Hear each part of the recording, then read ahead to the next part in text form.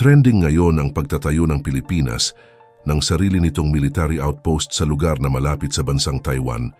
Ito ay para pangalagaan ang patuloy na aktibidad ng China sa rehiyon.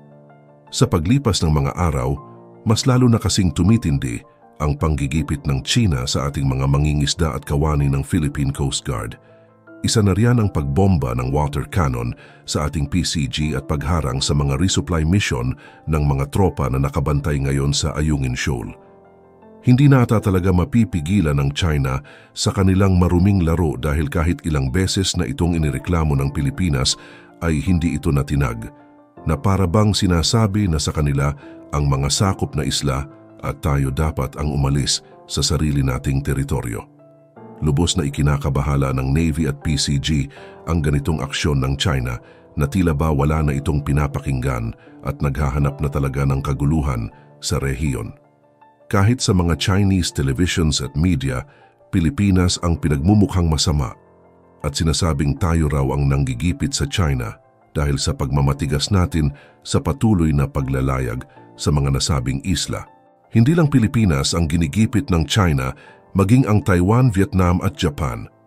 Sa Taiwan nga na sinasabing lulusubin ng China ay makailang beses na nagsagawa ng mga naval drills ang China sa paligid ng Taiwan Strait.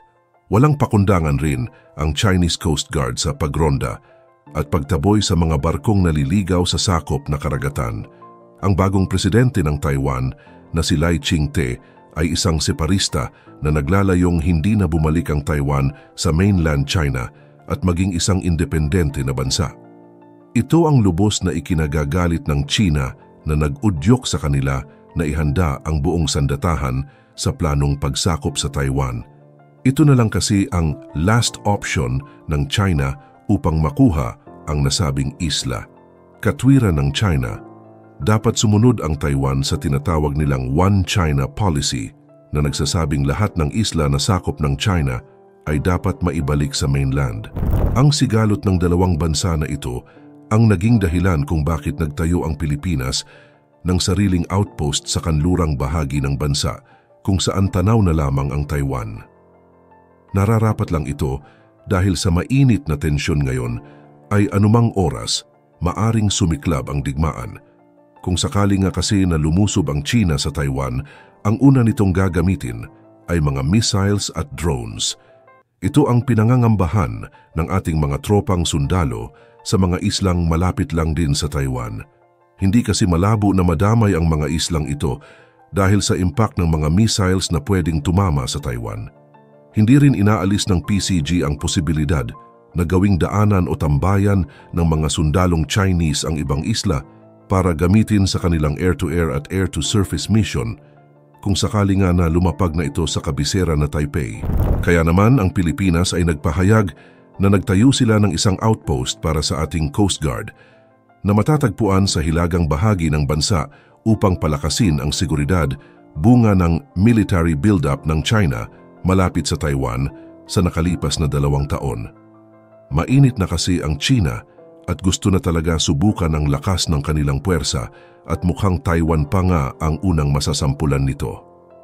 Ang itinayong poste na ay magsisilbing data gathering ng mahahalagang maritime information at intelligence na maaring magbibigay karagdagang kaalaman sa ating Philippine Coast Guard na tumugon sa mga banta ng China.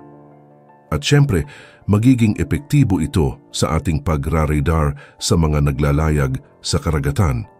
Inilagay rin ito para pigilan ang mga banta tulad ng iligal na kalakalan, trafficking, piracy at dayuhang intrusions.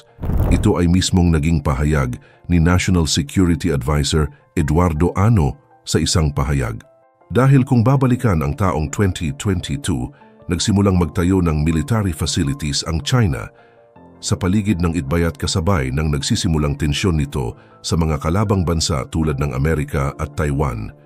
Kaya ang posting ito ay magbibigay pag-asa sa ating Coast Guard na dapat pangalagaan ang mga natitirang isla na hindi pa nga nauukupa ng China. Pero saan nga ba matatagpuan itong Itbayat? Ang Itbayat ay matatagpuan sa hilagang bahagi ng bansa na may 150 kilometro sa timog ng baybayin ng Taiwan. Ayon pa kay Ano, mahalaga na magkaroon ng ganitong pasilidad para ganahan ang ating mga tropa na ipagtanggol ang sariling isla na sakop ng ating teritoryo. Nagpahayag din si Ano na hindi pa ito ang una at huling outpost na kanilang itatayo. Marami pa silang ilalagay bilang sagot sa patuloy na panghaharas ng China. Ang Luzon Strait kasi ay ang katubigan na naghahati sa Taiwan at Pilipinas at nakikita niya itong mahalagang bahagi ng komersyo at kalakalan na kailangan ingatan at hindi ibigay sa China. Si Jay Tariela, ang tagapagsalita ng Philippine Coast Guard, ay may mainit ding sagot sa China sa mga aktibidad nito South China Sea o West Philippine Sea. Ayon kay Tariela, ang matagumpay na pagtatayo ng outpost ay isang pagpapakita na lumalaban ang Pilipinas sa maling gawain ng China at handa rin ito na gumawa ng mga hakbang upang pangalagaan ang soberanya ng bansa. Ang outpost sa Itbayat ay magbibigay kakayahan ng epektibong pagmomonitor sa mga sasakyang pandagat sa strait. Hindi ito nagustuhan ng China at sinabing naghahanap talaga ng gulo ang Pilipinas. Punong-puno na raw ang China sa pang-aasar ng PCG sa kanilang mga tauhan. Sana raw ay handa ang Pilipinas sa mga maaring mangyari sa hinaharap. Kung pagbabasehan ang pahayag na ito, ay tila ba pagbabanta sa seguridad ng bansa.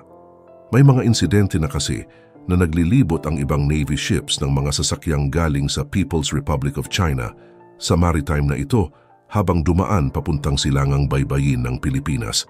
Sabi ni Tariela sa isang pahayag, ang embahada ng China sa Manila ay hindi agad tumugon sa hiling para sa pahayag at sinabing Pilipinas ang dapat magpaliwanag sa pagtatayo nito ng poste sa Itbayat.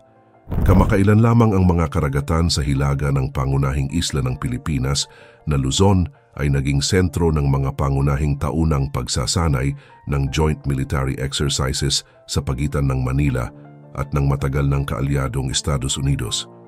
Ang Balikatan exercises ay nagpapatuloy pa rin at naglalayo na panatilihin ang magandang relasyon ng mga bansa sa ilalim ng Defense Treaty. Sa isinagawang exercises at drills, binigyan diin ang paggamit ng missiles at artillery upang pigilan ang mga banta ng puwersa ng pagsalakay sa dagat. Noong nakaraang taon, ipinagkaloob din ng gobyerno ng Pilipinas ang paggamit ng US military sa isang Navy base sa hilagang baybayin ng Luzon at isang malapit na paliparan bilang bahagi ng isang kasunduan sa defense cooperation. Ito ay nagpapakita ng pakikipagtulungan ng Pilipinas at tanggapin muli ang mga base ng Amerika sa bansa. Dahil kung matatandaan ang mga base militar na ito ay pinatigil ni dating Pangulong Rodrigo Duterte noong panahon niya. Sa huli, ang Beijing at Manila ay nasa isang mapait na alitan sa diplomasya hinggil sa magkalabang pananagutan sa mga bahagi ng West Philippine Sea. Ang pakiramdam kasi ng China ay hindi sila kayang labanan ng Pilipinas kaya wala itong pakialam kung magtayo ng mga artipisyal na isla at military installations na malapit sa Pilipinas. Ang kanilang mga pagsisikap na ipatupad ang kanilang mga pag-angkin at pananakit kasama na ang mga water cannon attacks ng mga barko ng China Coast Guard na sumira sa mga bangka ng gobyerno ng Pilipinas at nagdulot ng pinsala sa ilang miyembro ng bahay crew. Ang Itbayat ay mahalagang bahagi na lugar sa Pilipinas, pero pilit inaangkin ng China gamit ng kanilang 9-dash line na wala naman patunay kung totoo. Si Ano ay walang binanggit na mga war games na sinimulan ng China noong Huwebes kung saan pinalibutan nila ng warplanes at naval vessels ang Taiwan. Ang pagtitiyak ng kapayapaan, katatagan at kalayaan sa paglalayag sa kahabaan ng Luzon ay napakahalaga para matiyak ang pambansang seguridad at kaunlaran ng ekonomiya ng Pilipinas. Yan pangunahing layunin ng Pilipinas. Ipinakalat ng Pilipinas ang BRP Gabriela Silang sa Batanes, Benham Rice. Ang Itbayat ay matatagpuan sa paligid ng 150 kilometro na 93 milya sa timog ng timog baybayin ng Taiwan. Mahalaga ito sa ating maritime at exploration activities dahil mayaman ang Itbayat sa mga corals. Sa kabilang banda, nagsagawa ng combat drill ang mga puwersa ng US. Pilipinas malapit sa channel sa labas ng Taiwan para palakasin ang ating depensa kung sakaling madamay tayo sa kaguluhan. Ito ay sagot sa pagtatayo ng China ng mga artipisyal na isla at mga institusyong militar sa mga karagatang malapit sa Pilipinas, at sana hindi na magaya ang ibang mga isla na ito sa Itbayat. Mahalaga na maglagay pa ng ganitong outpost sa buong paligid ng karagatan na malapit sa sakop ng bansa. Ito dapat ang isa sa mga inuuna ng pamahalaan dahil national security ang nakasalalay rito. Dapat gumawa sila ng batas upang mapatatag ang ating depensa at magbigay pondo sa mga ganitong proyekto. Hindi dapat hayaan ng Pilipinas na maghari-harian ang China sa mga pinag-aagawang teritoryo at maging malakas sa mga hamon na ibinabato sa kanila.